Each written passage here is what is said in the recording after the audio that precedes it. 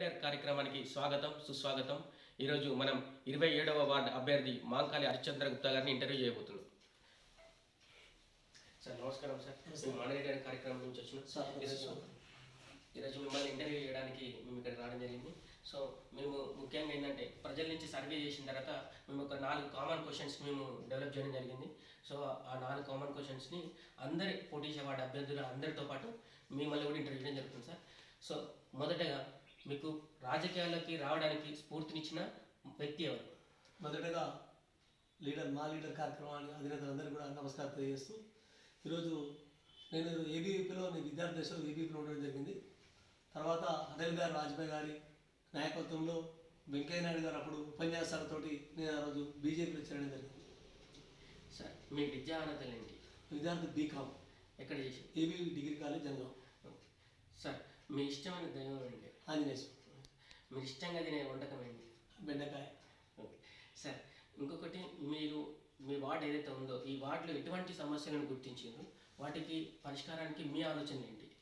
గతంలో 2005 నుండి 2010లో భారతీయ జనతా పార్టీ నుంచి మున్సిపల్ కౌన్సిల్ పనిచేయడం జరిగింది. అప్పుడు నేను పెన్షన్స్ కానీ ఫ్లాట్స్ కానీ అందరికి కూడా పెన్షన్ ఇవ్వడం జరిగింది. ఫ్లాట్ వారు ఇచ్చిన కోటా ప్రకారం ఎవరైతే అర్హులో వారికి ఇవ్వడం జరిగింది. బీటీ రోడ్ లేకపోతే అప్పుడు తప్పనిసరిగా ఆ రోజు ఉన్న ప్రభుత్వంతో కొట్లాడి బీటీ రోడ్ వేయడం జరిగింది, సీసీ రోడ్ వేయడం జరిగింది.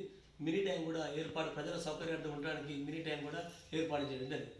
సార్ జనగామ జిల్లా ఇంకా అభివృద్ధి సాధించి ముందుకెళ్ళడానికి మీరు మీ ఆలోచన ఏంటి? అంటే ఎటువంటి ఈ కార్యక్రమాలు చేస్తే ఇంకా ఇక్కడ ఉపాధి అవకాశాలు కానీ, యువతకు మెరుగైన ఇంకా ఉపాధి అవకాశాలు కానీ, తర్వాత ఇంకా వేరే రకంగా వాణిజ్య వ్యాపార సంస్థలకు కానీ ఎటువంటి అభివృద్ధి జరుగుతుంది, వాటికి మీ ఆలోచన ఏంటి? జనగామ జిల్లా ఏర్పడడం పోరాటం చేసి సాధించుకున్నాం అందరం కలిసి. ఈరోజు జనగామ జిల్లా అభివృద్ధి చెందాలంటే ముఖ్యంగా ఈరోజు మనకు కావాల్సింది మెడికల్ కాలేజ్ ఒకటి, టెక్స్టైల్స్ పార్క్ ఒకటి, తర్వాత ప్రతి ఒక్కరికి కూడా వైద్యం అనేది ఉచితంగా అందించాలి, విద్య అనేది అందరికి కూడా అందించాలి. దాంతోపాటు నీరు అందరికి కూడా ఈరోజు నీరు రావడం లేదు. ప్రతి ఒక్కరికి కూడా నీరు మంచినీరు అందించినట్టయితే ప్రజలకు సౌకర్యంగా ఉంటుంది. వాటిపై మేము ప్రత్యేక శ్రద్ధ వహించడం జరుగుతుంది.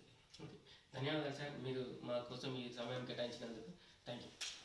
మరో రోజు ఇంకో వార్డు అభ్యర్థిని కలుద్దాం.